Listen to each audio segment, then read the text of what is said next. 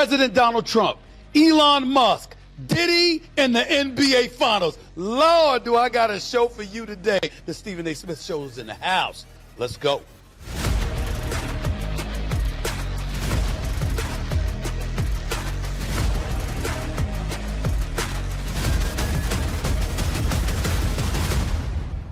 What's up, everybody? Welcome to the latest edition of the Stephen A. Smith Show, coming at you as I love to do at the very least 3 times a week over the digital airwaves of YouTube and, of course, iHeartRadio. As always, I like to pause and take a moment to thank and pay gratitude to my followers, my listeners, my subscribers. Courtesy of iHeartRadio, we've had millions of downloads over the last few months. Obviously, in the case of YouTube, in terms of our subscriber base, we've eclipsed 1.23 million. Can't thank y'all for the love and support enough. Keep it coming, and I'm going to keep on coming. To continue to like and follow the show, just click the bell and get notified for all of our newest content. And you, too, shall be the latest member of the Stephen A. Smith Show family. And while you're doing that, please be sure to make time to pick up a copy of my New York Times best-selling book, Straight Shooter, a memoir of second chances and first takes, now in paperback. Just go to straightshooterbook.com to get yourself a copy. Once again, that's straightshooterbook.com to get yourself a copy. If you notice, a lot of times when I'm talking, you'll see something over my right shoulder, and it says Straight Shooter Media. That is the name of my media company, my production company. Obviously, I got it from the title of my book, so you see the correlation. Anyway, I got a lot of stuff to get into today, and we're going to get started real quick on this. It's getting started with the feud between President Donald Trump and Elon Musk, the most powerful man in the world versus the richest man in the world. It was a war of words over the airwaves and social media stemming from Musk's criticism of Trump's signature tax and immigration bill. Musk had been criticizing the bill and Trump earlier in the week, and things really took a turn for the worst yesterday. Listen, here's a timeline of the exchange that started with this post on X from Musk. Quote, "I'm sorry, but I just can't stand it anymore. This massive, outrageous, pork-filled congressional spending bill is a disgusting abomination. Shame on those who voted for it. You know you did wrong. You know it." End quote. The president was asked about this and other comments from Musk, and here's what he had to say. Take a listen. Elon and I had a great relationship. I don't know if we're well anymore. I was surprised because you were here. Everybody in this room practically was here as we had a wonderful send-off. He said wonderful things about me. You couldn't have nicer. Said the best things. He's worn the hat. Trump was right about everything. And I am right about the great, big, beautiful bill. Those comments from the Oval Office didn't sit well with Musk, who posted this shortly thereafter. Quote, "Without me, Trump would have lost the election. Dems would control the House, and the Republicans would be 51-49 in the Senate." End quote. That was followed by this additional post from Musk, who kept on going. "Such ingratitude," end quote, Musk said. Trump went to his own social media via Truth Social and posted this, quote, "Elon was wearing thin. I asked him to leave. I took away his EV mandate that forced everyone to buy electric cars that nobody else wanted, that he knew for months I was going to do. And he just went crazy," end quote. Trump continued with this post in regards to the Tesla CEO and his company. Quote, "The easiest way to save money in our budget, billions and billions of dollars, is to terminate Elon's governmental subsidies and contracts. I was always surprised that Biden didn't do it," end quote.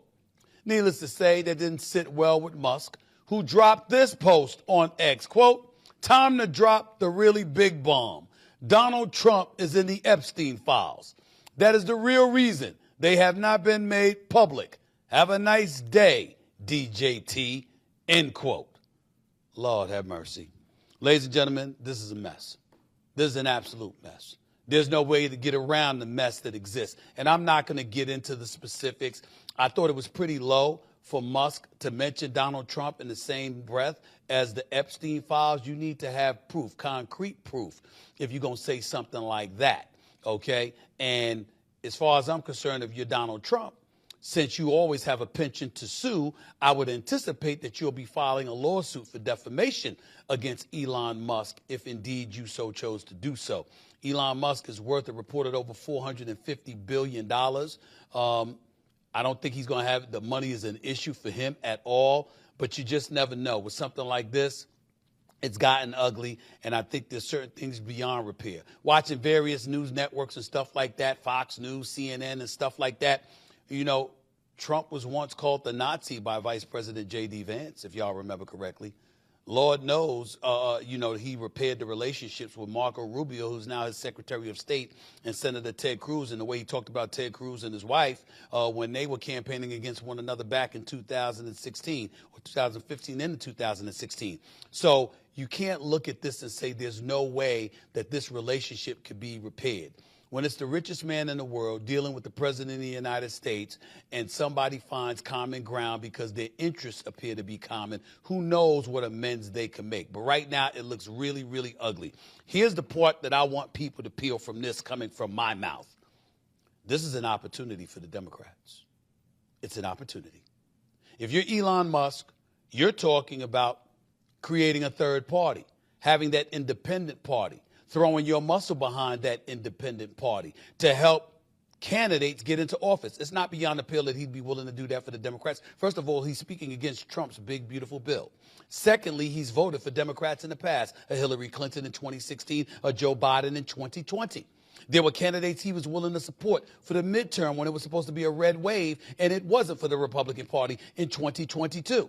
So who's to say that even though he supported Trump in 2024, that he won't, now that he's turned against Trump, he won't elect to support Democrats in their quest to win the midterms and to regain some level of control in 2026. This is an opportunity for Democrats, the ones that are willing to be centrist, because we know the extreme progressive left turned Elon Musk off. It was the thing that encouraged him to go out and spend over $200 million of his own money to ensure or to help ensure that Trump would get elected for a second time.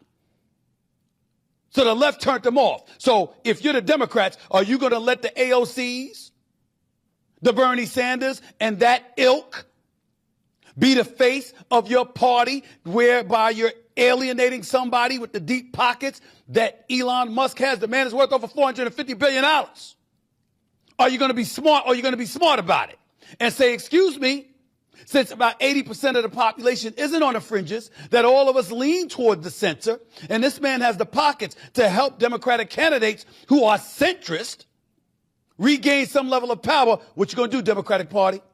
And if you're the Republicans, oh, by the way, you got midterms to be concerned about as well.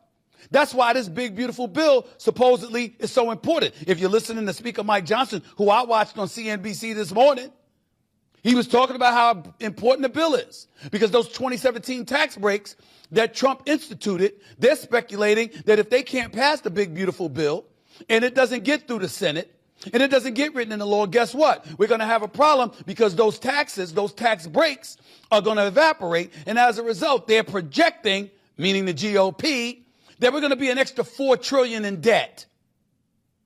That's what they're saying. And if that happens, who knows what else is going to happen? Who knows if jobs are not going to get lost? Who knows if the economy is not going to be stirred? Who knows if a recession is not going to come into play? So with all of those concerns, the Republicans feel they absolutely positively have to get Trump's big, beautiful bill passed. But they're also thinking about themselves in the midterms in 2026, next year. And Musk was contributing to them as well. So we've got quite a quandary here. We really, really do. There is no way around it.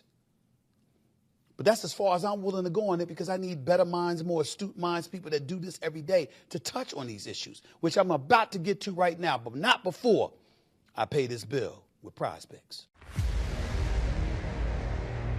All right, folks, I need you all to stop what you're doing and listen up. You know I love this time of year, right? The NBA playoffs are in full effect, and with all this action jumping off, the Stephen A. Smith Show wants to make sure you take advantage of it all. That's why we partnered with Prize Picks, the best place to win cash while watching sports. The app is really easy to use, you know. Just pick more or less on a few player stats, and you can win up to 2,000 times your cash on a single lineup. Best of all, Prize Picks will give you $50 when you play your first $5 lineup. Win or lose, you'll get $50 for playing. Use promo code SAS and download the app now. Again, download the app and use code SAS to get $50 instantly after your first $5 lineup. Prize Picks. Hey, hey, run your game. The Indiana Pacers took game 1 of the NBA Finals against the Oklahoma City Thunder with a spectacular buzzer beater by Tyrese Halliburton, actually with 0.3 seconds left in regulation. Game 2 will take place on Sunday, so I'll give you my picks for the game. First up, will Tyrese Halliburton score more or less than 16.5 points? I'm going with more. He wasn't formidable offensively until late in the game, obviously in game 1. I think he'll be a bit more aggressive and a bit more accurate in game 2. I'm going to go with more on that particular question. Will Shai Gilgeous-Alexander score more or less than 34.5 points? Brother had 38 in game 1. Why would I think he had less in game 2? Especially in a must-win situation, which the Oklahoma City Thunder are in. I'm going to go with more on this one as well. Next up, will Miles Turner score more or less than 13.5 points? I'm going with more on this one as well. I think there are going to be opportunities for Miles Turner to score because I think they're going to be keying a lot on Neesmith and Nembhard, considering the way that they played along with Halliburton. There will be opportunities for Miles Turner to score. I'm going to go with more on this one too. And finally, will Chet Holmgren score more or less than 14.5 points? I'm going to go with less, but it really has nothing to do with his virtual no-show in game 1. I thought it was a mistake for Daigneault to change his starting lineup in game 1. I thought that was a mistake. I thought that affected Chet Holmgren. I think he'll be better in game 2, but nevertheless, I think somebody like Jalen Williams has to get off. So between Jalen Williams and Shai Gilgeous-Alexander, I think they're going to carry the brunt of the offense, and I could see Chet Holmgren scoring less in this particular equation. So answer that. Answer all of these questions. Here they are. More for Tyrese Halliburton. More for Shai Gilgeous-Alexander, okay? More for Miles Turner. And less for Chet Holmgren. I like that, you know. That's how I do it with prospects. I love the word more. By the way, I'll have more to add a little bit later on. We got a Sunday matchup coming up, you know, game 2. It's not like I'm going to be oblivious to that. Welcome back. I have 2 guests, a conservative and a liberal, to break this all down. We'll start on the right with the conservative. He hosts the Will Cain Show on Fox News. I believe it is every weekday at 4 p.m. on Fox News. He used to work with me at ESPN. He's a friend of mine. I love him to death. I haven't seen him in a while. He's crazy. We don't usually agree, but I got love for him. The one and only Will Cain. What's up, man? How you doing? What do you mean you believe it is at 4 p.m. Eastern time? You damn well better know it's at 4 p.m. Eastern time. I mean, I've learned from the best. If you don't sing your praises, I don't know who will. So let me just say, if you don't know, well, you need to join the millions that do. We're setting ratings records over here at 4 p.m. We're rivaling prime time. So tune in and join, Stephen A. Right. Well, listen, man, I've caught, you know, my schedule's busy, but I've caught your show several times because it's you. And I'd love to tell you I'm surprised at the great job you're doing, but I'm not. I love the fact that you got your own show. I think that you're going to eventually be in prime time. I'm making that prediction. Personally speaking, I think you should be in prime time already. I'm just going to give you that kind of love, but I'm proud of you, my man. You're getting better. You're getting better. I have to give it to you. Well, let me get right to it, man. Yesterday on your show, you broke down the timeline of the heated feud between Elon Musk and President Donald Trump, saying, quote, "This is not a story that we wanted today for America." Is this good or bad for the Republican Party in your estimation, Will? Well, there's no doubt about it that it's bad. There's no doubt about it. This is not just bad for the Republican Party, Stephen A.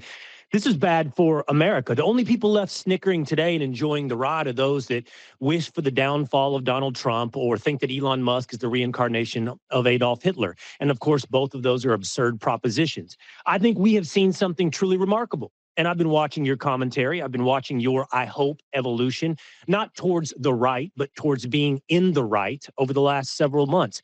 And the truth of the matter is, when the world's richest man and the world's most powerful man can share the stage, and they did, Stephen A., in remarkable fashion, in very generous and humble fashion, when they can share the stage, that in and of itself is remarkable for America. And I can only hope at the end of this roller coaster, it coasts in for a beautiful ride. I hope that they can make amends and get back on the same team.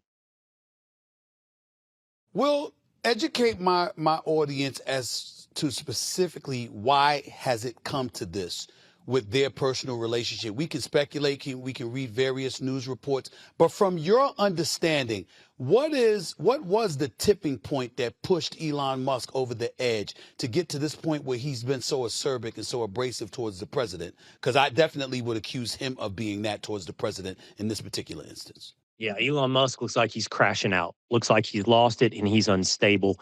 In this particular episode, the last 24 hours. There's the substance and there's the style. Let's start with the substance, Stephen A. It is the most boring, but it's also the most important. Elon doesn't like the big, beautiful bill. Elon has taken it upon himself over the last several months to dig in to the government's finances, dig into every department with, of course, Doge. Look, Elon is a genius, Stephen A. I mean, he's a Thomas Edison level individual that will go down in history as one of the most important men to grace this planet. He simply is.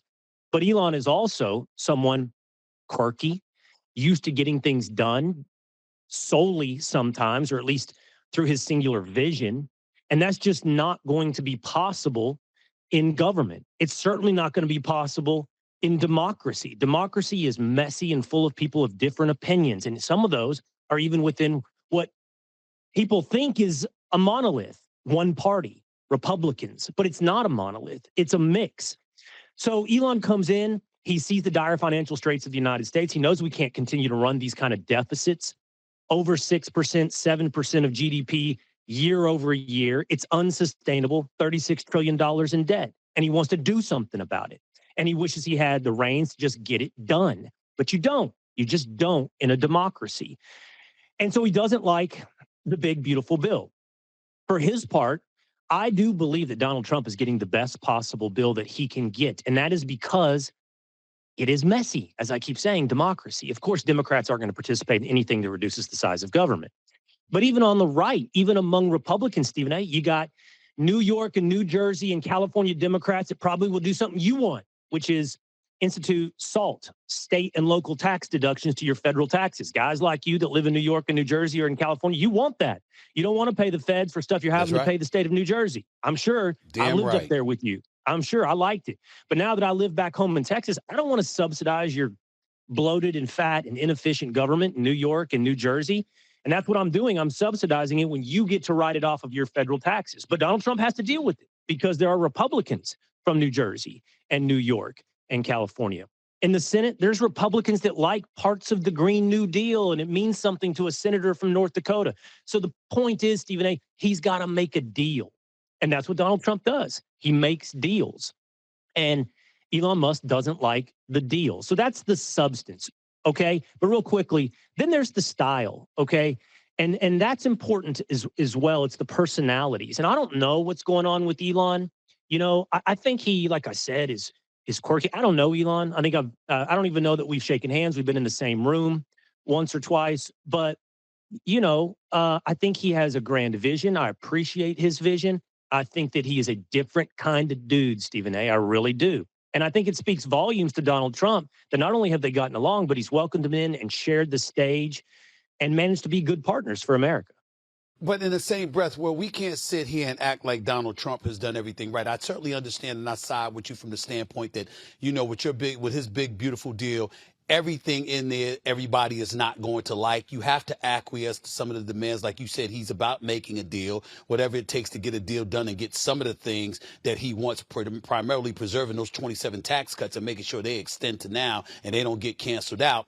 The flip side to that, however, is that he brags about having these individuals hiring the very, very best, the greatest innovative minds, people who have the country's interests best and stuff like that. And when we see this kind of erratic behavior from an Elon Musk, and we see him and the president of the United States go back and forth. Some people would say it's beneath Donald Trump. I happen to believe what Donald Trump said hasn't been that bad against Elon Musk. To me, it's been coming from Elon Musk in terms of the extreme statements that he has made, which I won't repeat.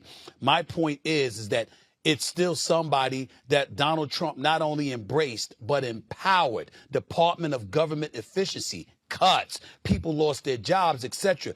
And folks, particularly on the left, are looking at this now and saying, see, it's exactly what we warned y'all about. Look at this mess that's going on within the Trump administration, because no matter which way you slice it, because it's Elon Musk, that is what he is perceived as, because that is what he has been, a part of the Trump administration. What do you say to that? Okay, first, you won't say, but I will. And I see you're showing some of what Elon Musk had to say on screen, but let's deal with the most salacious and the biggest broadside attack. And that is the reason the Epstein files weren't released is because Donald Trump is in the Epstein files. Well, first of all, it's not breaking news that Donald Trump knew Jeffrey Epstein. It's nothing new or nothing Okay. salacious to say there are records that show he might have been at times flying with Jeffrey Epstein, but there's no evidence there's anything more than that relationship with Jeffrey Epstein. And if there were, Stephen A., Fair. I would suggest to you that the Department of Justice under Joe Biden would have, the FBI under James Comey would have aired that stuff against Donald Trump. They did everything possible to take down Donald Trump. And I say this with love. Even you have been talking about the level of lawfare against Trump. So do you think they would have kept that ace of spades in their pocket and not played that card had they had it against Donald Trump? It's simply unbelievable. Pause before you go on. I want to make sure that I'm letting my audience know. I think it's egregious to just say something like that without proof. So I'm glad you're touching on it, but I want them to know the reason I haven't done it is because I'm not going to be unfair to Donald Trump like that. That's why I didn't want to do that. I just want to let the audience know that because I think it's irresponsible to just throw that out there the way Elon Musk did. But go ahead. Right. Well, I just think and it's okay for us. It's okay for us to discuss it in terms of its lack of credibility. What more, it's not the flex that Elon thinks it is, that if he knew that information, he was going to keep it as well under his cap as long as he liked the spending cuts. So now he doesn't like the spending cuts, so he's willing to expose one of the greatest salacious, most indicting things you could say about somebody. I just think it shows it has no credibility, that particular broadside.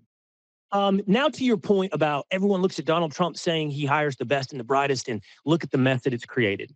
Well, look, it's a little bit like criticizing. I'm trying to think of the right sports metaphor, Stephen A. It's a little bit like criticizing the New England Patriots run, the incredible dynasty put together between Tom Brady and Bill Belichick.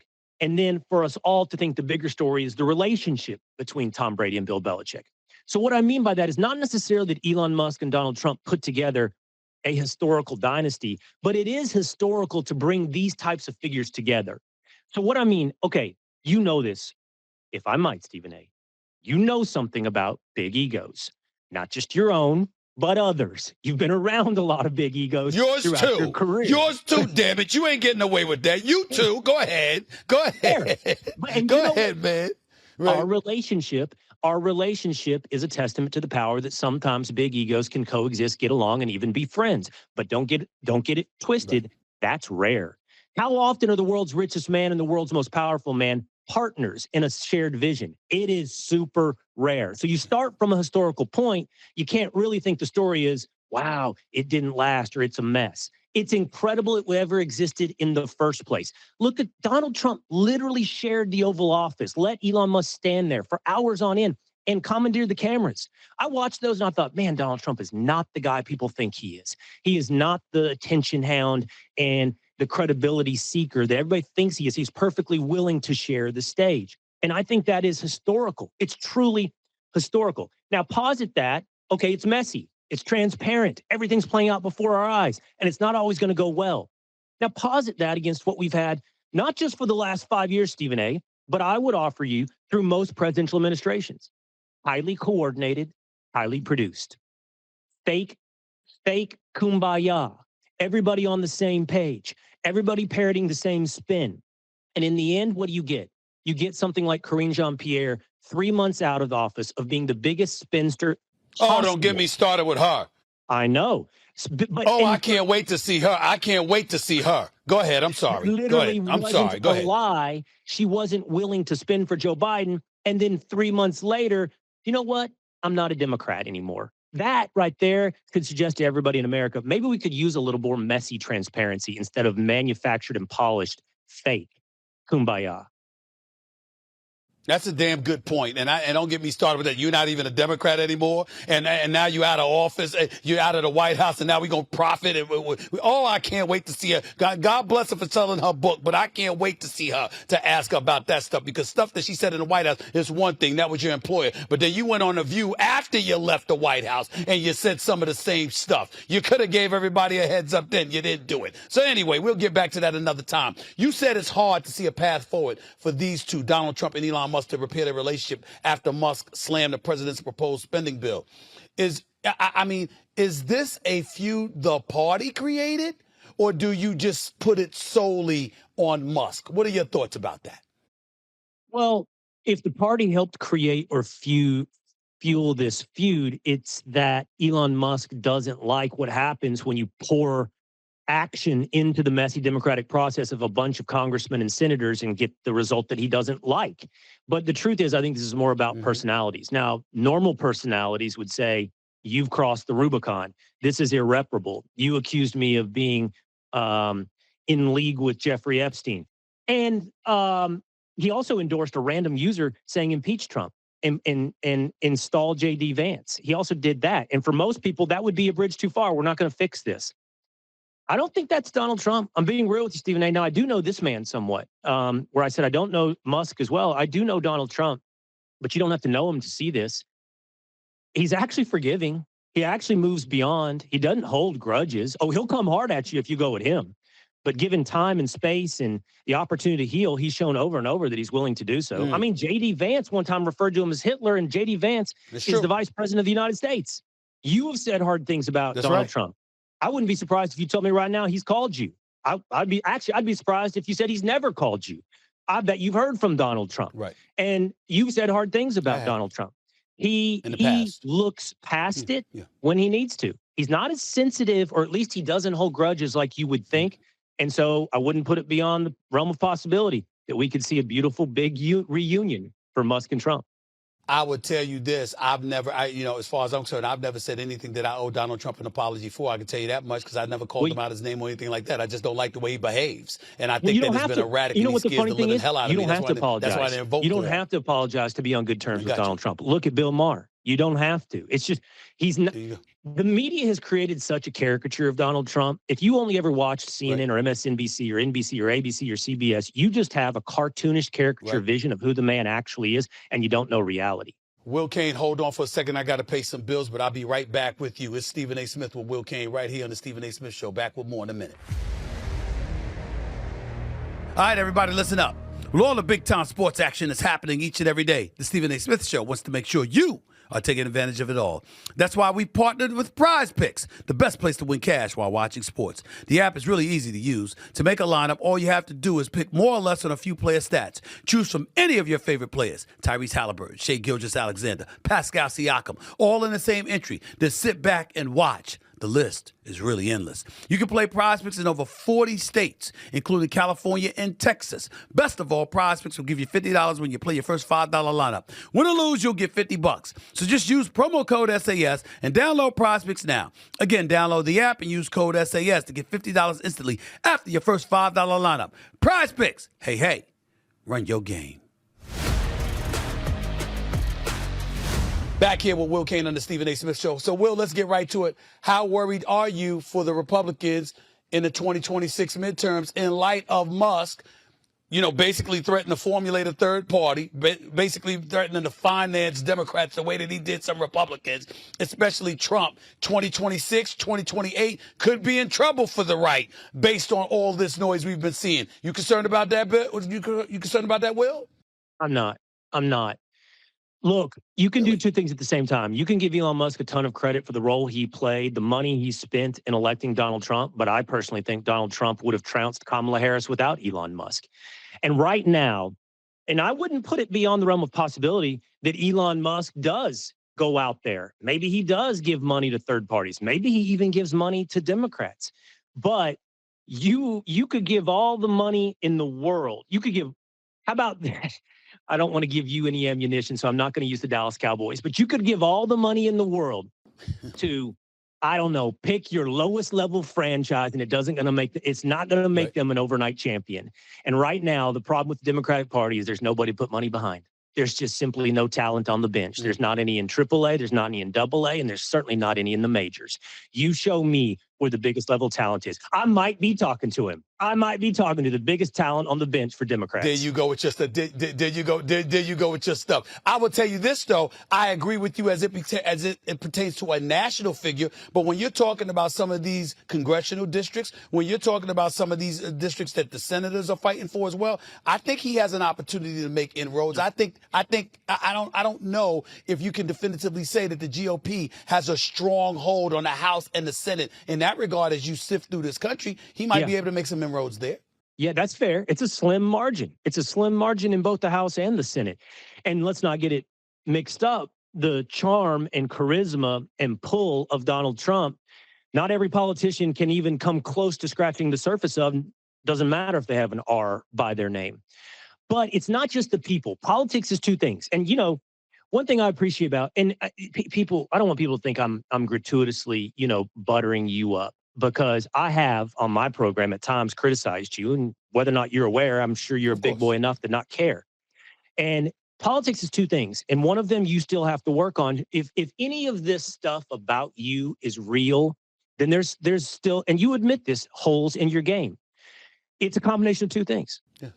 It's personality, charm, persuasion, and the ability to connect with people. And you have that. You've got that. Okay. And Donald Trump has that. But you also have to have policy. You have to have things people care about. And right now, the Democratic Party has no policy, Stephen A., that even an Elon Musk funded run presents to me a real threat. Now, that doesn't mean he couldn't pick off a House seat or two, or maybe a Senate seat or two, and it is a slim margin. But the biggest issue for the Democrat Party right now isn't money, and it is in part personality. But the biggest problem is the policies and ideas. They're simply not just bad, Stephen A., they're really, really unpopular.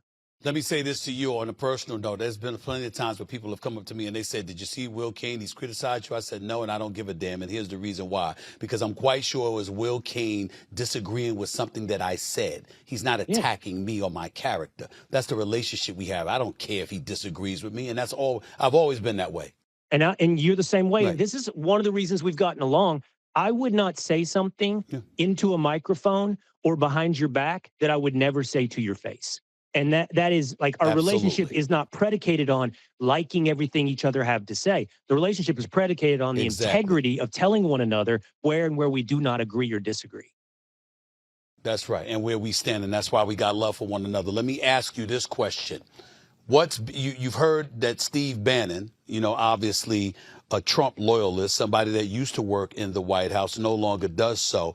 But he basically called for Elon Musk to be deported. He said, quote, they should initiate a formal investigation of his immigration status because I am of the strong belief that he is an illegal alien and he should be deported from the country immediately. Now, see, Will, this is one of the problems, right? This is one of the problems right here, because I had somebody look it up and I was informed. Elon Musk is a naturalized U.S. citizen. He became a citizen in 2002 after moving from South Africa to Canada in 1989 and then to the United States in the early 1990s. His journey included various visas culminating in U.S. citizenship through the legal naturalization process. As a U.S. citizen, Musk is protected under the Constitution and cannot be deported without due process. Deportation of a naturalized citizen is extremely rare. If I know that, damn it, Steve Bannon knows that.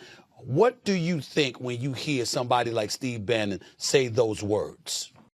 Well, first of all, that's a question, and I don't know if you two have talked. I think that you have. And that's we have in the past. Yes, I interviewed him. Yeah, I thought that was right. Yeah, and that's a question for Steve Bannon. So I'm glad you looked that up because I was wondering that last night. I saw what Steve had to say, and I'm going to say a couple things. Steve is incredibly smart, and Steve is worth listening to. And there are things that Steve and I are definitely on the same page about.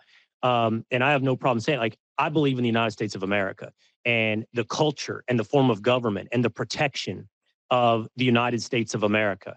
And Steve, I believe, is very skeptical of anyone who he thinks might question those foundational elements of the United States of America. I wondered last night the same thing that you just educated me on. I wondered what is Elon's citizenship status? And I'm glad you clarified for me and the audience. He's a citizen of the United States, and you can't deport a citizen of the United States, to my knowledge. And I would love to hear Steve's argument for why. Steve's always been skeptical of Elon. And I don't think Steve's skepticism of Elon, by the way, is unfair. I think he's skeptical towards all of tech, towards everyone that thinks that a country is like a company ready to be optimized. That's not what a country is. We're not a business. We're not here simply to get rich and wealthy. We are here to be what we have been throughout our history, and that is the world's leader in way of life. And this is where we can always diverge into conversations about where we've fallen short and our mistakes that we've made throughout our history, all of which are true and need to be acknowledged. But still, we're special. We're special on the face of humanity. And I'm with Steve in protecting that above all. I hear you on that. What is special about the big, beautiful bill in your estimation that the country should look forward to, that the country should like? Since Elon Musk has spoken against it, what about those who have spoken for it? What are they saying that's big and beautiful about it? Okay, that's a tough question. I'm not sure there is a lot that is special. Do you ever get to special by compromise? Do you ever get to special by the messy issue of making a deal? But I do think there are very smart people who are singing its praises. I'll give you two. I think Stephen Miller is brilliant. I think Scott Bessent, Treasury Secretary, is brilliant. And they lay out three things: tax cuts, waste and fraud cuts, not to the level that Elon wants, but waste and fraud cuts, and codifying the protection of the border. Those are the three things they like. Now, on the most important thing is if you're going to have deficits, but you want to try to reduce those, the argument is the way you do that is growing your economy, and the tax cuts grow the economy. Bessent believes we can run deficits at 3% by growing the economy 3%. And by cutting taxes, we supercharge the economy into growth of 3%.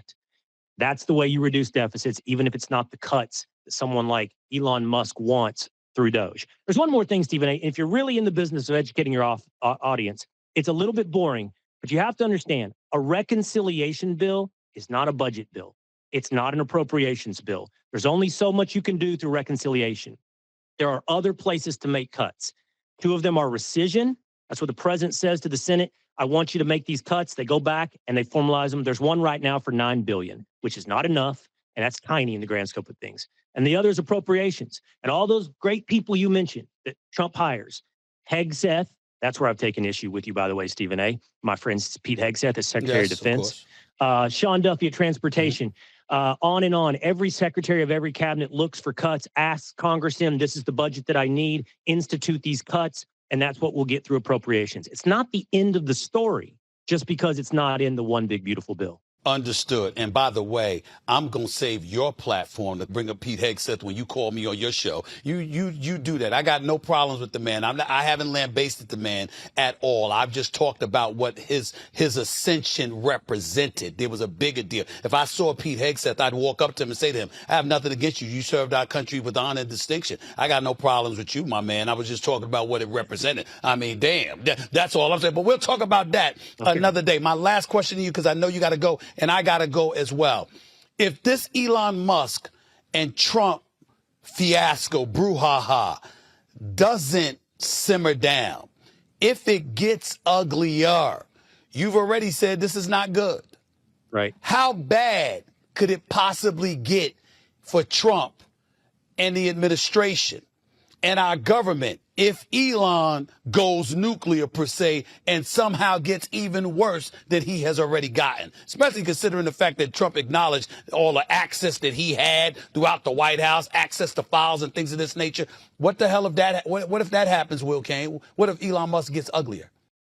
I think there's limited damage for Trump. There's a floor on the amount of damage that Musk can do to Trump, and there is much more potential loss for Musk. First of all, Musk does have government contracts. I don't think he cares as much about EV tax credits. He's incredibly passionate about space and NASA and SpaceX. And he stands to lose on one of his biggest passions should he make a complete enemy of the president of the United States. I also think Musk will run into a credibility issue if he keeps doing things like the accusations around Jeffrey Epstein or impeachment. And Donald Trump, look, the American people voted for Donald Trump. They didn't vote for Elon Musk. That doesn't mean there's a lot of people that might have been persuaded to his side because of the influence of Musk. But in the end, he is the man that's elected to the president of the United States. And I think there's a floor on the amount of damage. Look, how about this, Stephen A? This is you and me and other sports metaphors standing at the plate. We're batting against, I don't know, we're batting against Garrett Cole, and he's thrown every pitch he's got. What's left in the end? We're hitting everything. Donald Trump has seen every pitch, every single pitch. Are you telling me Musk has one that hasn't already been thrown? I think there's a floor on how much damage you can do. I'm saying we don't know that, Will. Will, the man is worth over $450 billion, and he got close to Trump and close to the White House administration. I'm saying I don't know. I mean, I get the point. It's a legitimate question that you've asked, albeit rhetorically. I'm saying the possibilities of a potent answer might be out there. It might be something we haven't seen. We don't know with this guy. All right. We don't know. Just for the record, as we're putting this down, just prepare yourself, because more likely as an outcome is you have one big, beautiful makeup session and these two guys get back together. I got you. The one and only Will Cain. The Will Cain Show, 4 p.m. Eastern Standard Time. Fox News got ratings already rivaling prime time, doing this thing. And I'm going to come on your show soon because I owe you something. I've been on the road the last 2 damn months. I owe you an appearance on your show, Okay, man. then. Thank you so much for taking right. time out of your busy schedule, you man. soon, I appreciate it. All right. Thanks, Stephen A. All right, buddy. You take it easy. Interesting perspective right there from Will Cain. Obviously, he thinks it's a relationship that can be amended. Things could get better. Who knows? Donald Trump has forgiven people before, so the likelihood is that he'd be willing to forgive a man worth about $450 billion that donated over $200 million to his campaign and that of other GOP members. This is what Donald Trump is capable of doing. After all, the vice president of the United States of America once said some very incendiary things about him, and he's the vice president of the United States of America. Said some really ridiculous things about Donald Trump in the past, and Donald Trump forgave him. So that's what their position is. Now, let's hear from the other side. My next guest has been called the voice of Black America. He hosts the daily political show, Roland Martin, Unfiltered. He's been here many times. He's a friend. Got love for him even when he gets after me, okay? I'm talking about the one and only Roland Martin in the house. What's up, big time? How are you, man? How's everything going, bro? What's up? I wore the coldest and the boldest fraternity shirt today just for you. There you go. There you go with yourself. I'll leave it alone. Because we got Musk and President Donald Trump. That's the flyway signal. See, I got you. Listen, with Trump and Musk, what were your thoughts when you saw this spat unfolding everywhere yesterday?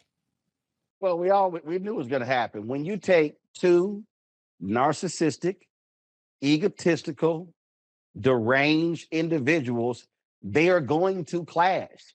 It was inevitable. Donald Trump can't stand anybody that gets more attention than he does. And here's a guy who gets more attention, owns his own social media platform. We know Truth Social is a joke. And he's got way more money than Donald Trump.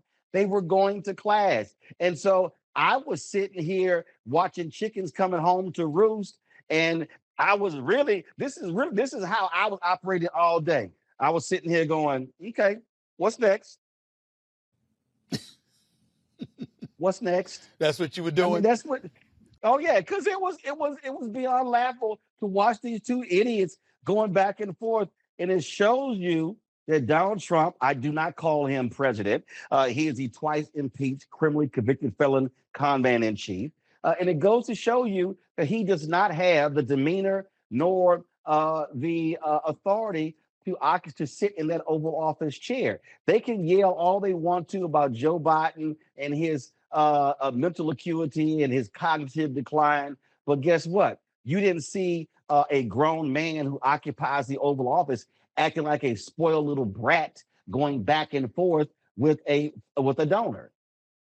Well, let's talk about that donor for a second. That donor also happened to be the head of DOGE, Department of Government Efficiency, who obviously facilitated billions of but you talk about, what did they say, $1.75 billion in waste, fraud, they claim. That's what they're saying. They saved that.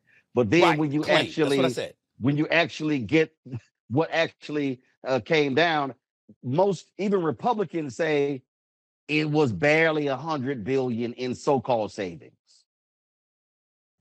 No, I only bring that up to ask this question, Roland. He wasn't just somebody mouthing off. He's a guy that's worth over $450 billion. He's an individual that was empowered by Donald Trump himself and the Trump administration.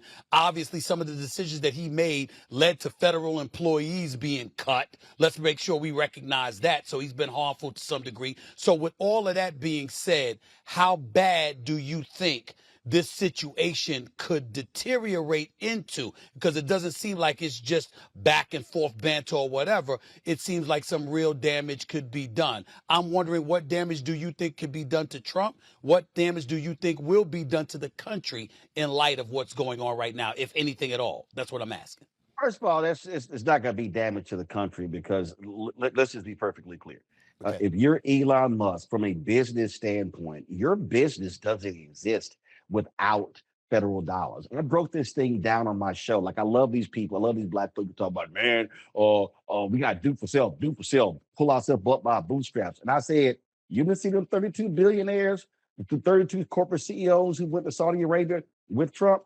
So Elon Musk, SpaceX, Tesla, when you talk about the loans that he got, the contract. So he needs, in fact, his company, Tesla, loses money last year without the government. If the government doesn't buy the vehicles, his vehicles, he loses money last year. So he needs the government, okay? His tax breaks that he gets from states and from cities as well. Now, from Donald Trump, what do you lose?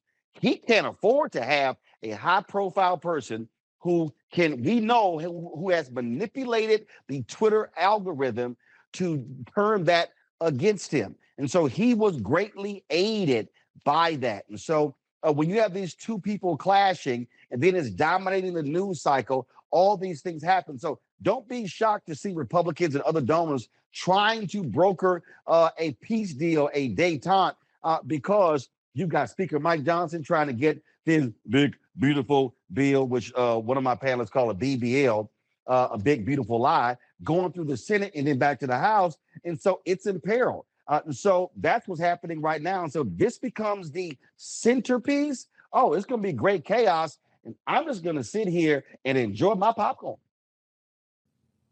Well, listen, I think you're going to do more than that, because you are a preeminent voice in America, not just black America, as far as I'm concerned. I love talking to you. And I know that you ain't going to just sit back eating your popcorn, even though you clearly eat, my brother. You do eat, man. You're a big boy. But here's my question to you.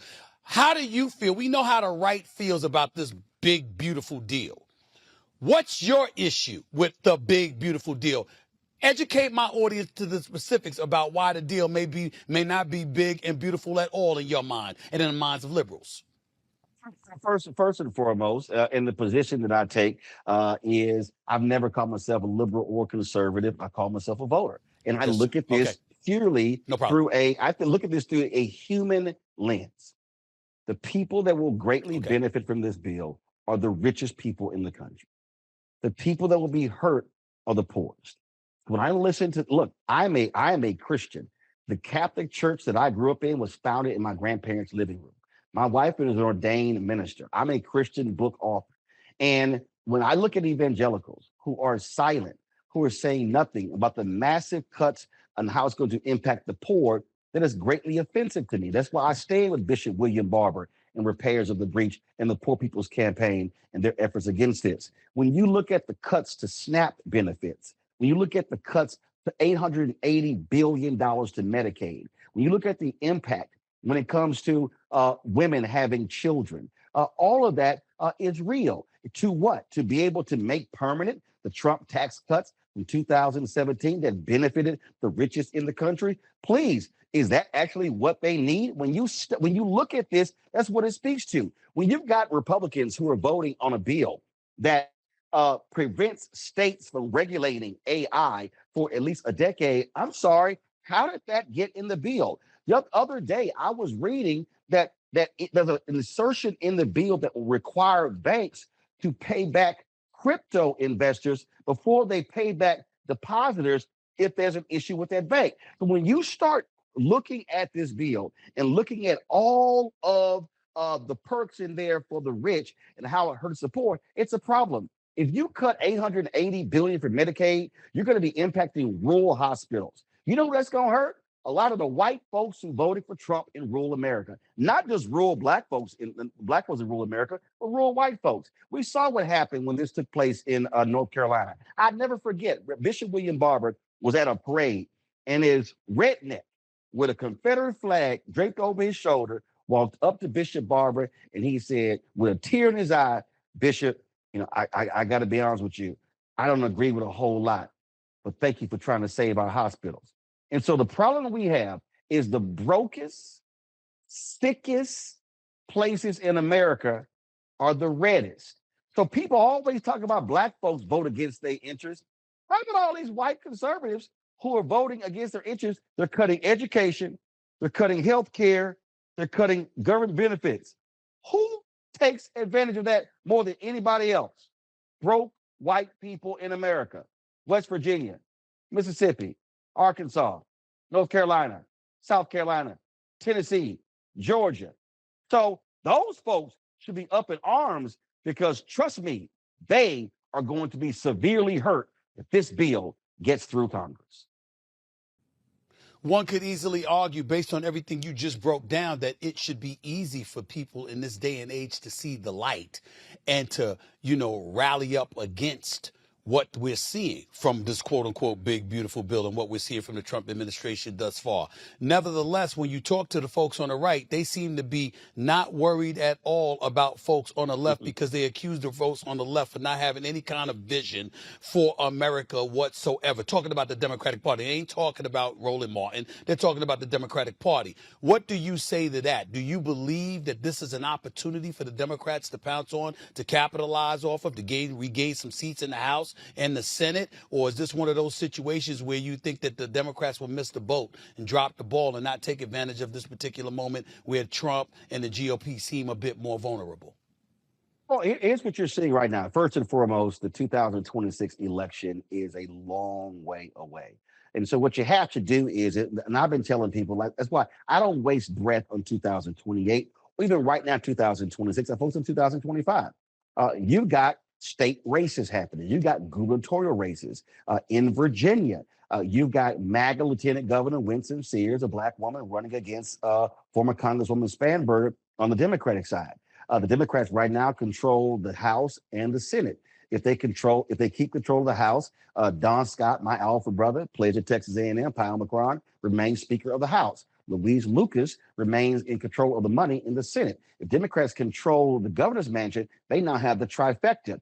And now they can actually pass a bill that will then enshrine the return of voting rights to the formerly incarcerated. So that's a perfect example. Now, New Jersey, their gubernatorial primary is on Tuesday. Newark Mayor Ras Baraka is running. Then you, of course, now look, it's a very blue state, but that's right now. Now, what then happens after they got a mayoral election in New Orleans? We've seen mayoral elections in other places around the country. So look, you saw a black Democrat beat a white Republican in Omaha, Nebraska, and that person was a two-term incumbent. So you've seen where Republicans have actually lost some seats. Here's what Democrats have to do. You can't just say Trump is full of crap, which he is. You can't say the Republicans are all about the rich, which they are. I mean, the facts are the facts. You also have to lay out what your agenda is. And if you look at polling data shows that a lot of people are not happy at all with national Democrats. But when you start going down ballot, that changes. So what has to happen right now is you're going to see for 26, where you're going to have individual candidates. Do I believe Democrats are going to take back the House? The answer is yes. Republicans only have a 3 or 4 seat majority. But you're going to have individual candidates. You think the Democrats are going to take back the House? Yes. You think the Democrats are going to take back the House? Yes. Okay. Right now, okay, go ahead. Right, you have Republicans. You have Republicans who are in purple seats, districts that Biden won, that they are very concerned about losing. What you have now, and Democrats are doing very smart by going to Republican congressional districts and holding town halls, because the Republicans don't want to hold the town halls for fear of getting cussed out by their own voters. So they should be doing a lot more of that. But you also have to be articulating what is your agenda. Frankly, Senator Chuck Schumer, the Senate Minority Leader, has been very weak on this. I haven't heard a lot. You've seen a little bit more from a Democratic House Leader, Hakeem Jeffries. His problem is he can't do much. Schumer can literally stop appointments. You can do a lot more with the Senate rules you can in the House. What the House has to do, what Jeffries has to do, and get his caucus to be doing, they've got to be far more vocal. And as Congresswoman Maxine Waters said on my show last night, she said, We should be taking to the streets, leading protests, doing sit-ins, because you have to raise awareness of what is happening when you talk about the destructive path that we're seeing. Do you know right now, Stephen A., they are threatening with the shut down the education department? That is going to impact a program. I had them on last night where first generation students, mostly people of color, they will be losing those benefits. The program is $1.2 billion. It is going to impact more than 500,000 first-time college students. So don't you think we would want first generation folks being able to reach the American dream? They're going to cut that program out if they shut down the Department of Education. That's the sort of brain dead stuff that happens. And the hard part is that when it's being talked about, that's why I can't watch these cable networks, because they talk about process. No, on my show, I talk about real people, how a regular person is going to be impacted. Your students, student loans. We're talking about mothers, fathers, single dads, single moms. So we have to talk about policy that impacts the regular person. As my man, the late Joe Madison said, you got to put it where the goats can get it. And Democrats, you know how many times I use that. You know, if you've watched me on First Take, I've used that line several times. You know, crediting the late great Joe Madison. God rest. So give it to them where the goats can get it. No question about that. Real quick answer to this question: what should folks prefer? Like whether it's the Democrat or the Republican Party, what should the folks prefer? More seats in the House or more seats in the Senate, if you had to get one, particularly with these midterms coming up over a year from now? Which one would you prefer, Roland, to have the House or the Senate? Oh, Senate. The reason the Senate, because the Senate is the one that confirms federal judges. Those are lifetime appointments. So that always the Senate over the House. The problem is the map doesn't benefit Democrats, it benefits Republicans. When you look at the seats that are going to be open. Now, Republicans are desperate to get a strong Republican to run against Senator John Ossoff in Georgia. They want to take that seat. Governor Brian Kemp has already announced he's not running. They thought he was going to be the best choice. Democrats should really be focusing like a laser on Tom Tillis in North Carolina. And if they do that, they better take their asses to the black belt in North Carolina, which is East North Carolina.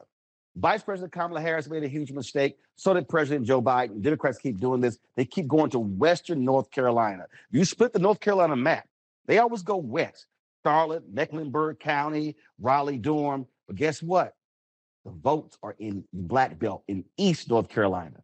So you got that going on as well. You've got potentially a Democrat could run against Susan Collins in New Hampshire, but the map favors Republicans. So the likelihood Democrats have a better shot at retaking the House than they do the Senate, but they could pick up some gains. And again, Republicans, they want to take Ossoff off out in Georgia. And so I can tell you right now, put a number on it, you're going to see minimum 150 million, 200 million spent in Georgia alone to take Senator Ossoff off out. He knows that, and he's preparing for it, and Democrats got to gird for that battle. Let me get to a subject near and dear to me because I only got you for a few more minutes and I wanted to get this out of the way. Back in January of 2024, I was one of the first to say on this very show that I thought Joe Biden was too old to serve a second term. It wasn't just age, it was what I was seeing. And of course, I got blasted. You were one of the people that blasted me. Yes, my man Roland Martin got on me, ladies and gentlemen. Now Jake Tapper has the book out, Original Sin, with Alex Thompson. I'm sure you've read about that, talking about the president's, the former president's decline, per se. Anything you want to say about that, Roland Martin? The fact that, you know, now people are looking at, you got Corinne Jean-Pierre coming out with her book, and she wants to lead the Democratic Party, and now she's saying she's an independent, and all we're going to hear about is some of the things that we thought we were seeing with the human eye from President Joe Biden. What do you want to say about any of that, Roland Martin, while I got you on this show? It is unfiltered here, too, by the way, so feel free. First thing, I don't give a damn about Jake Tapper or Alex Thompson's book. I really don't. I don't really care. Here's the reality here that I would say, and this goes to any politician, and we've actually seen this. If you look at the last 10 politicians that have died in office, 8 of them have been Republican. 8 of them have been Democrat. We just saw Congressman Jerry Connolly, who ran for re-election his cancer came back. We saw my frat brother, loved him dearly, former Houston Mayor Sylvester Turner, who ran to take the seat of Congresswoman Sheila Jackson Lee, who ran herself and then later died of pancreatic cancer. And so politicians need to be honest, and people around them need to be honest. Sometimes it's time to go.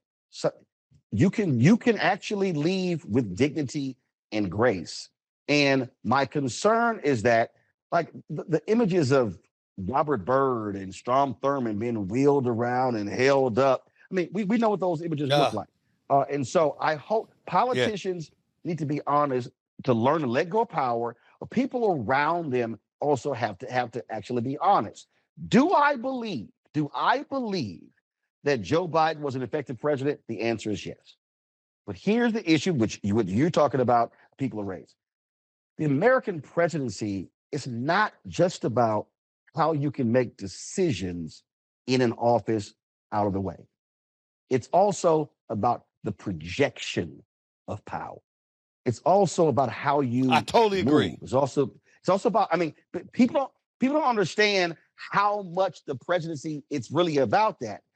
What Americans want, and he was one of the biggest racists of all time. But the reality is, what Americans want John Wayne in the Oval Office. They want, when the American president walks in, they want to see it. It's one of the reasons why we've always elected tall presidents. People don't understand how these things impact. So part of the issue for President Joe Biden was the appearance of being feeble, taking his time, mumbling. We know he also was a stutterer. And that image doesn't fit the image of how Americans see a president. We know Trump is nuts and crazy. People like, oh, he's brash. He does this here. And even though he says crazy stuff all the time and the media doesn't focus on, he is all about the image of strong, tough, vigor. And that's what we have to recognize. And that was a huge stumbling block for people around Biden and for him and Jill as well. And they didn't see it. And whether he likes it or not, they can get mad all they want to with being forced out. And it was an awful 3 weeks. But that debate was hugely problematic and folk lost confidence. And guess what? When people lose confidence, whether you are the American people or a husband and a wife, or whether you are a player and your coach, Tom Thibodeau, guess what? When the people lose confidence in you leading, you can't. Roland, I got to tell you this, reverse though. that.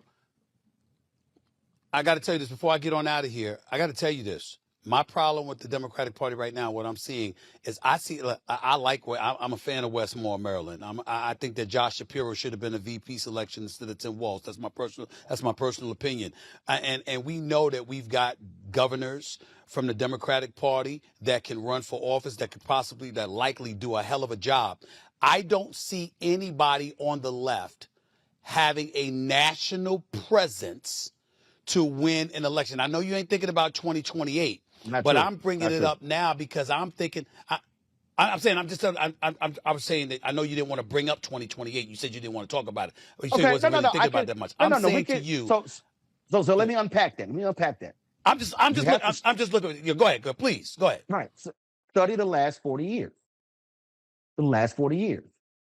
Very few individuals who become president have a national presence. So again, let's take this thing back. Okay.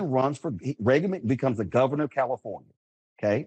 Governor of California. He runs for president. He runs for president and he loses. Okay. Carter was the governor of Georgia. He wins. Reagan wins in 80 after being the governor of California, ran for president and lost. George H.W. Bush is the only one, a long time ago. Remember, he was a member of Congress. He was vice president. You go to 90, then you go Bill Clinton, governor of Arkansas. He gave a horrible speech at the Democratic National Convention in 88. People thought his career was dead. He wins the presidency in 92. What happens in 2000? Texas governor, George W. Bush. Obama was a state senator. And trust me, the only reason all those bills got passed, they credit him, that was because of Senate President Emil Jones.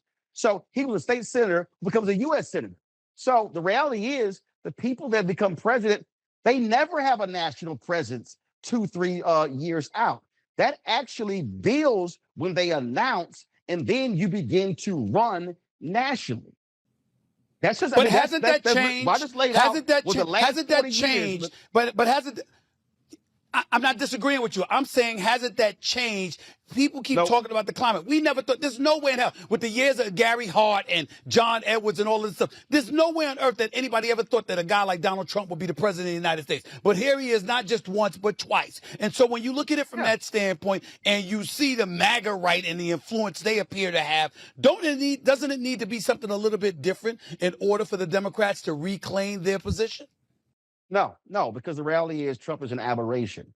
One, he was created by Jeff Zucker and NBC with The Apprentice, that false notion. He's also created by New York tabloids. Okay, only reason we even knew about Donald Trump because they kept putting him in the media. Stephen, I'll tell you point blank, Stephen. When I was at CNN, I'd never forget. Wolf Blitzer was interviewing him, and I went to one of the bookers, Stephanie Katuba. I was like, "Why in the hell y'all got him on?" And whenever he's on, he does great ratings. I said, he's full of crap. And actually, I was awful. You got to trip out by this. This is no lie. I was on with Heidi Phillips on CNN. We were talking about it. And this is what I said. And I wish my folks at CNN will find the clip and send it to me. I said, anytime Donald Trump comes on CNN, we should run a crawl at the bottom that said, for entertainment purposes only. The executive vice president of CNN, Ken Jout, sent me an email that said, don't be critical of Trump when he's coming on our air. Donald Trump was a media creation. You can't find any other person that the media, national media, newspapers, magazines would prop up. So the reason Trump is so different is he didn't have to go a normal route because national media created Donald Trump. And so if you look at from 2011 when he was flirting for running, he runs in 16. That was 5 years. He had already had this national persona that was already created. So he is a media creation. There's nobody else the media has elevated in that way who I believe can do what he has done in running for the Oval Office. Before I let you get on out of here, you heard Steve Bannon call for Elon Musk to be deported. How do you feel about that? South Africa don't want his ass. So, you know what? Huh? Here's the deal. Sure, send him to El Salvador. Again, Steve Bannon, also to his credit, he called this and he saw what was going on there because Steve Bannon was Elon Musk before Elon Musk. Trump ran him out as well because he was getting too much attention.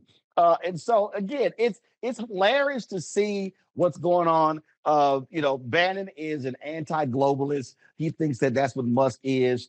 I'm more concerned about, and again, it's probably going to stop now. ProPublica had an amazing article, Stephen, I'll send it to you, where the Trump administration was pressuring African nations to sign contracts with Elon Musk Starlink. Gambia was like, absolutely not. But they were pressuring that small nation. And that's what Trump did to the South African president when he was in the Oval Office. And so this administration was using the power of the United States Oval Office in order to drive business to Elon Musk. Hopefully all of that now stops since these two have fallen out. But that to me was a shameful thing that a lot of people didn't talk about. I had the reporter for ProPublica on the show. And again, African nations were being pressured by Trump's team to give Starlink contracts to Elon Musk. That was foul. So, hey, send to El Salvador. Send to Venezuela. So my last question to you would be this. Man, you if like this a stuff with preacher. Musk You done closed and 3 Trump, times. I know. Ain't that true? Because I'm with you. Because I'm with you. Last question, I swear. With this stuff with Musk and Trump, is it going, in the end, is it going to benefit the Democrats? It can benefit Democrats if what it does is with Musk's criticism, and if he uses his voice and Twitter and platform to keep exposing the negative elements, there are a lot in this bill, that's going to create pressure on Republicans to vote for it. You got to remember, they're trying to pass it through reconciliation. They need a majority of the votes. You've got 4 or 5 Republicans who've already said, I'm not supporting this bill.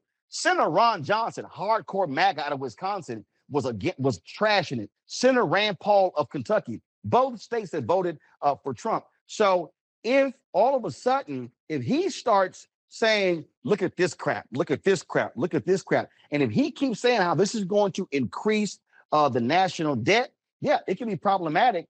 So if I'm Democrat, I'm doing a David Letterman top 10 list. If I'm Speaker Jeffries, if I'm Senator Schumer, I'm getting me a David Letterman top 10 list. These are the worst things today in the big, beautiful bill, because you have to educate, enlighten, and inform people.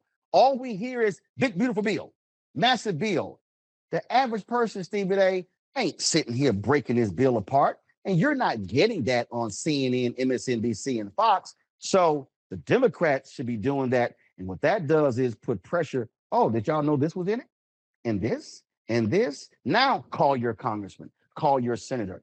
That has to happen. And so Musk could actually do that. If he starts doing that with Twitter, no, call it X, then it could be a huge problem for Republicans to pass this bill. So yeah, this bill could very well die.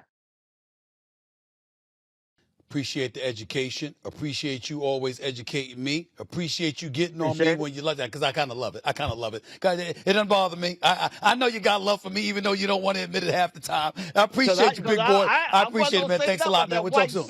The white suit you had on in Oklahoma City. It was pretty damn fly. Stop acting like it wasn't fly. Come on, Roland. That was pretty damn fly like that. Come on. I was like, damn. I was like, Steve, they look like Benny Hinn.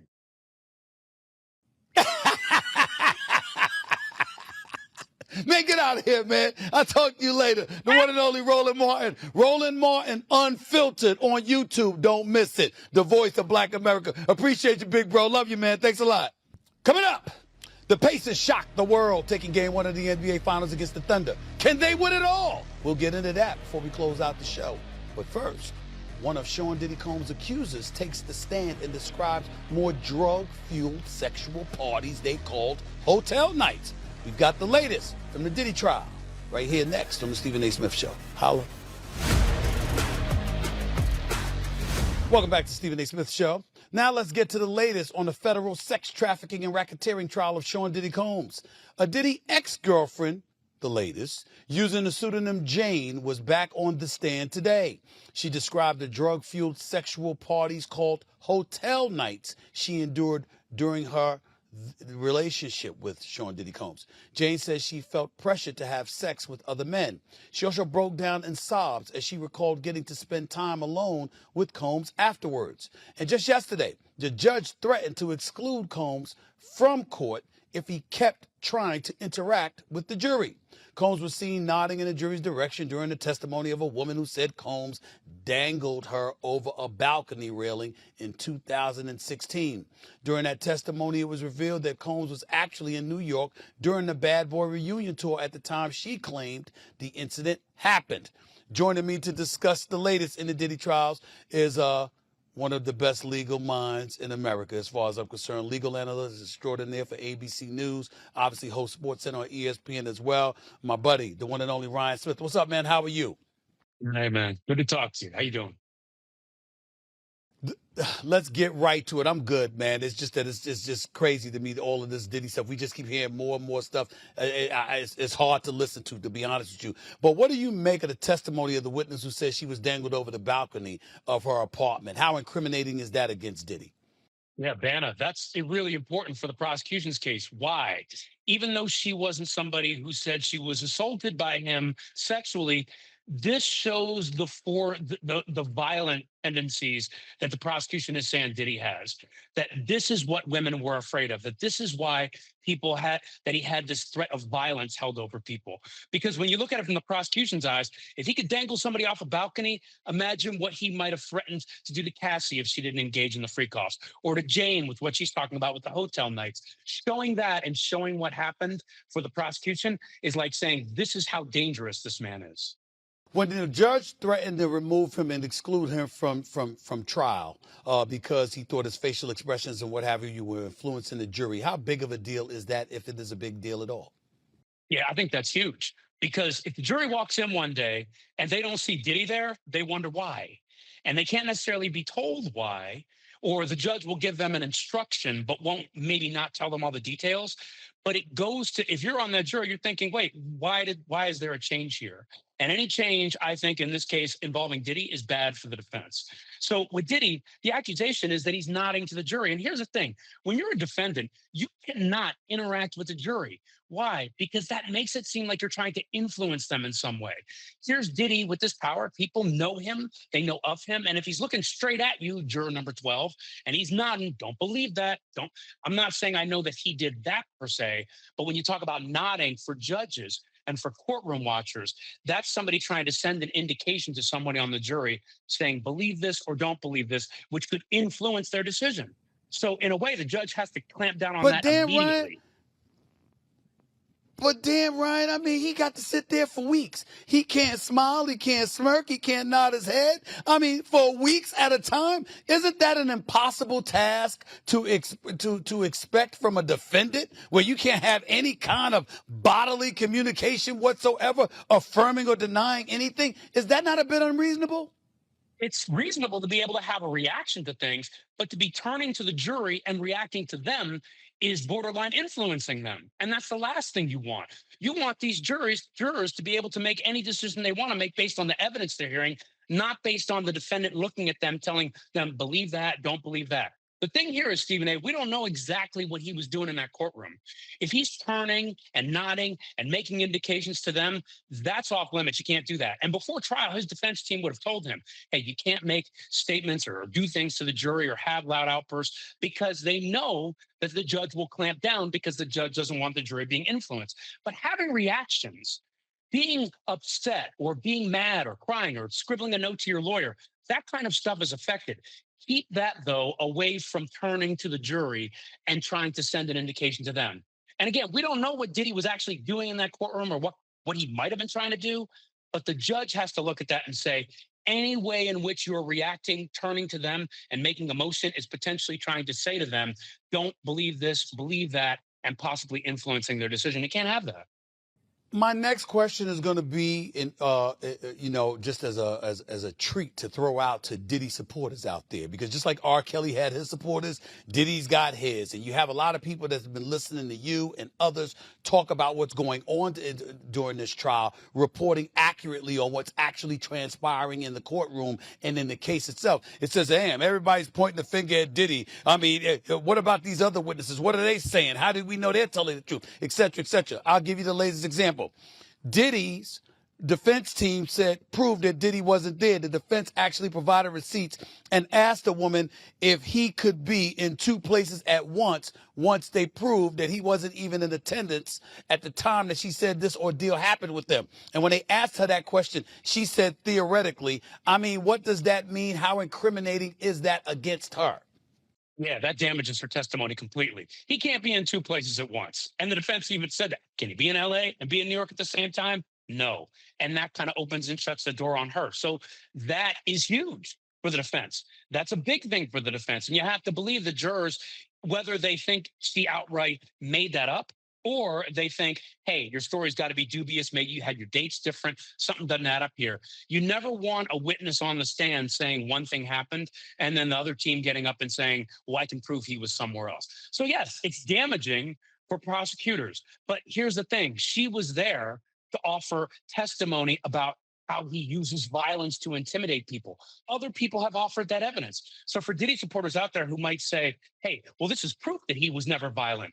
I don't know if it's proof that he was never violent. I think maybe it's proof that he wasn't violent in the way this person described on that date. But Diddy still has a whole lot of things to push back on to say that he didn't use threats and coercion to get people to do the things he wanted them to do. Today, the jury heard from Jane is her name, who testified that Combs threatened to stop paying for her apartment if she didn't continue the hotel nights, sleeping with other men for his pleasure. However, it was revealed, like you said, that Combs was going to break up with her, and she continued with the hotel nights. What do you make of that? She's going to break up with her, but she continued with the hotel nights anyway. Does that help his case at all? It does in some ways, but it also helps the prosecution. Let me back up for everybody who hears Jane's testimony and starts reading it. What is important for prosecutors to prove here is a RICO conspiracy. That's a pattern that's basically saying, in a nutshell, that Diddy is either assisting in or operating this sort of criminal enterprise, that other people are involved, and it's this pattern of criminal activity. Now, I want people to hang on to the word pattern. We saw Cassie up there for days talking about what he did with her. He started dating her. They start going out. He offers her the recording contract. They start working together. And then he starts engaging her in these freak offs, according to her, and starts using these threats and coercion, according to her, in terms of, hey, you got to keep doing this or I'm going to take things away. Now we see Jane talking about the same thing. Stephen A., this is why I believe Jane's testimony is some of the most impactful testimony we're going to see in this trial, because she now is talking about exactly what Cassie was talking about, which makes it a pattern. So I know that people are going to say, well, look, she could have withdrawn herself from the freak offs. But look at what she's saying as to why. She's saying, well, he started dating me, and then we had this relationship. Then part of the relationship became these other things that I had to do, these hotel nights. And then he would say, well, I'm going to take, according to her, I'm going to take this housing away. I'm going to take these things away. It's the same kind of thing. It's a pattern. And in a way, it requires jurors to look at this and say, these women were in a position where they didn't feel like they had a way out. And Stephen, let me touch on one other thing related to this. I think 20, 30 years ago, we might look at this case and say, well, why didn't someone just leave? Now we tend to look at these cases differently. We look at cases like R. Kelly and we see grooming. We see how people are conditioned into certain behavior, and then they start feeling like they can't leave situations. That's the case the prosecution is trying to build here. They're trying to show that Diddy is a person who strings people along, gets them in these relationships, gives them things, and then gets them in a situation that they feel they can't get out of, either by violence or coercion, financially or otherwise, and puts them in this untenable situation. So is it possible, before I let you get on out of here, that the real thing that's incriminating with him is the age of these ladies at the time he started their relationships with them? I'm guessing that based on what you alluded to in terms of how society was in the past, they would say it was consensual. Why couldn't you just walk away from this situation? And then you bring in the grooming element. Well, if you're somebody in your 30s or your 40s, somebody might not want to hear that. But if you're somebody in your teens and you started dating this gentleman, then obviously you're going to be perceived as being a bit more vulnerable. And as a result, he's going to be the person in a position of power who manipulated that power to take advantage of you. Is that a good way of, basically drawing a synopsis of all of this and really crystallizing this for the viewers out there? I think it's part of it, but I don't think it's all of it. I think the fact that they were younger women may have made them a little bit more susceptible to his influence. I think his power dynamic plays into part of this, that a woman who's older could have also been swept into this power dynamic. And I think the way he conducted himself, at least according to the prosecution.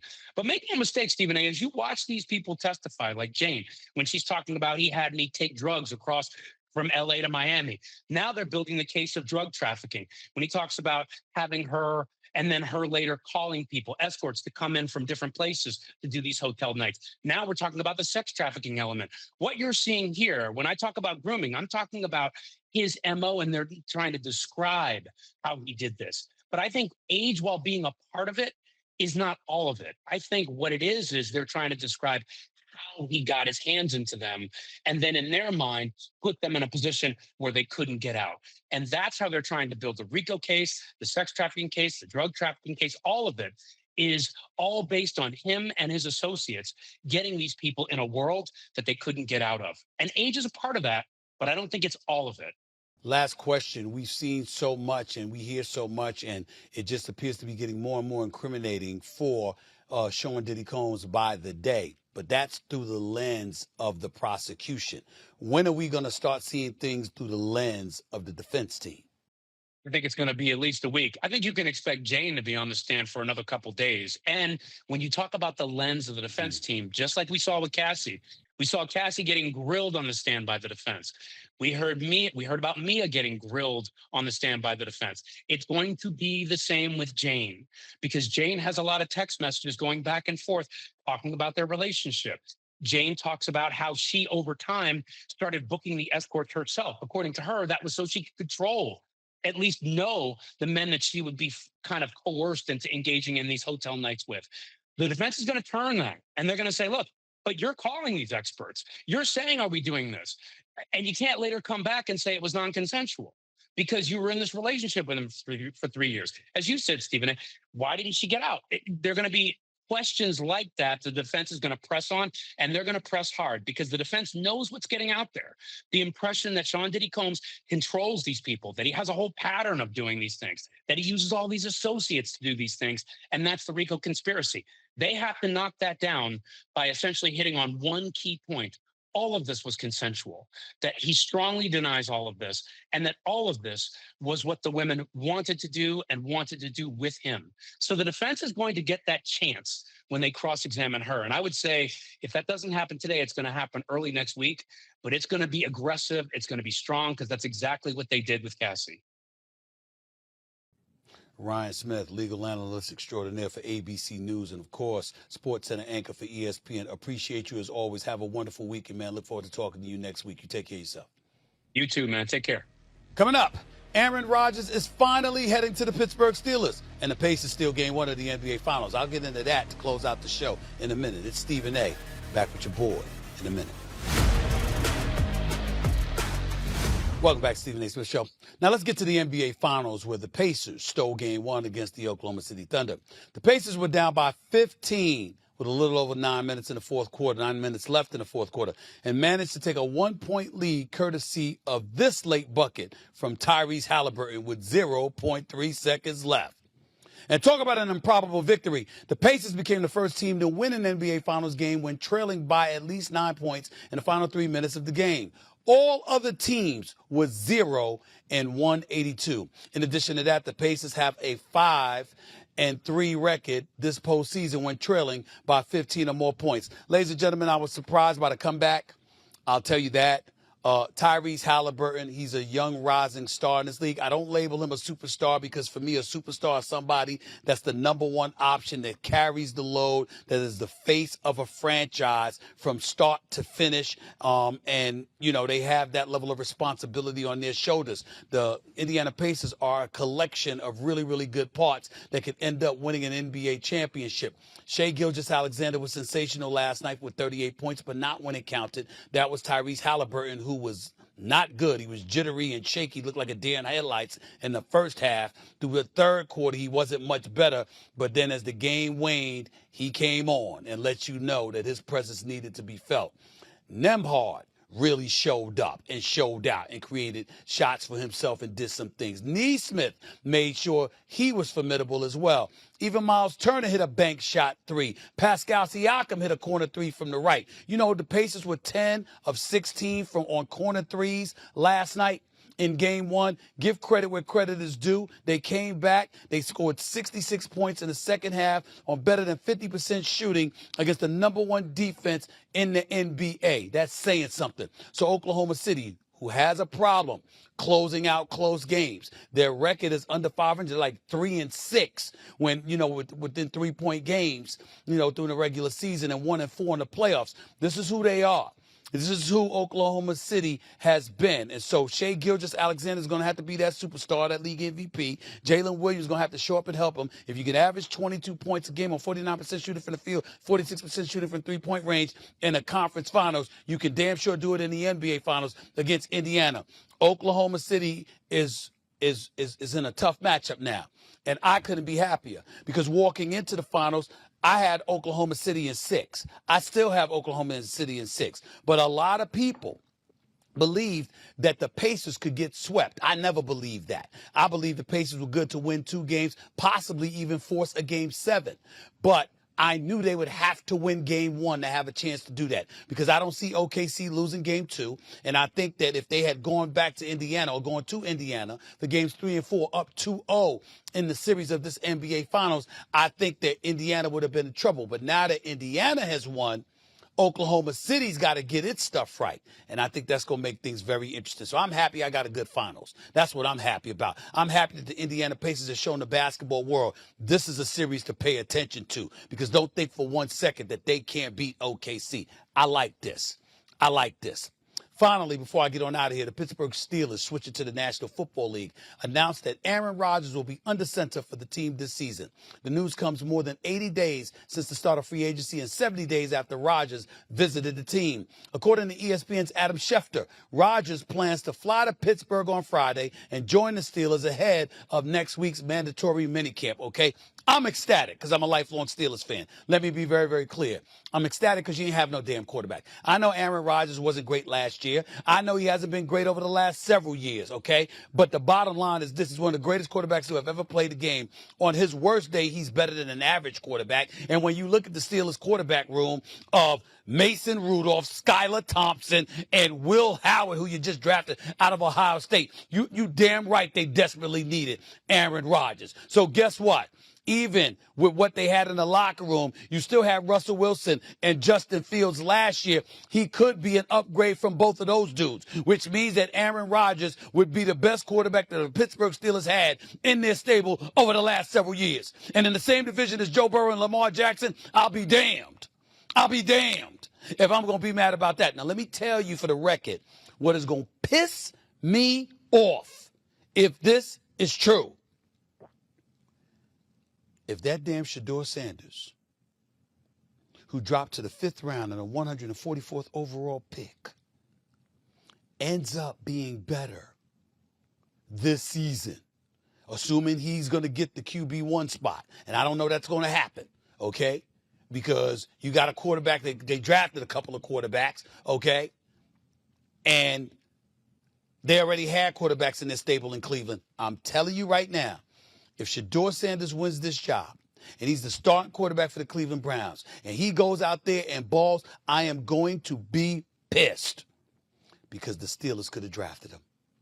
And I believe that Omar Khan and Mike Tomlin would have drafted him if ownership didn't influence their decision. Now, I don't have any proof of this, but I'm telling you everything that I was hearing about the draft and what happened to Shedeur Sanders, the willingness to let him slide all the way to the 5th round and the 144th overall pick, where about 6 different quarterbacks were selected before him, that came from the top of several franchises. I don't know why. I'm wondering why. One day I'm going to find out why, sooner than later. But for this moment, all I'm going to say is I'm happy with Aaron Rodgers being a Steeler. I accept the fact that Joe Burrow and Lamar Jackson is going to be better than him because they're better than almost everybody outside of Patrick Mahomes and obviously Josh Allen. But I'm telling you right now, Shedeur Sanders better not end up being a better quarterback this season than anybody the Steelers have, including Aaron Rodgers. I'm going to be apoplectic if that happens. And I'll leave y'all on that note. That's it for this edition of the Stephen A. Smith Show. I hope y'all enjoyed it. Thanks again to Will Cain for coming on the show, for Roland Martin for coming on the show, discussing the whole Trump-Musk fiasco, for my man Ryan Smith coming on the show to break down what's happening in the Diddy trial. I appreciate all of their contributions to the show very much today, and I thank them. Hope everybody has a wonderful weekend. Hope you all have a wonderful weekend. God bless. Be safe. And I'll holler at you on Monday, right after Game 2 of the NBA Finals here in Oklahoma City. See you then.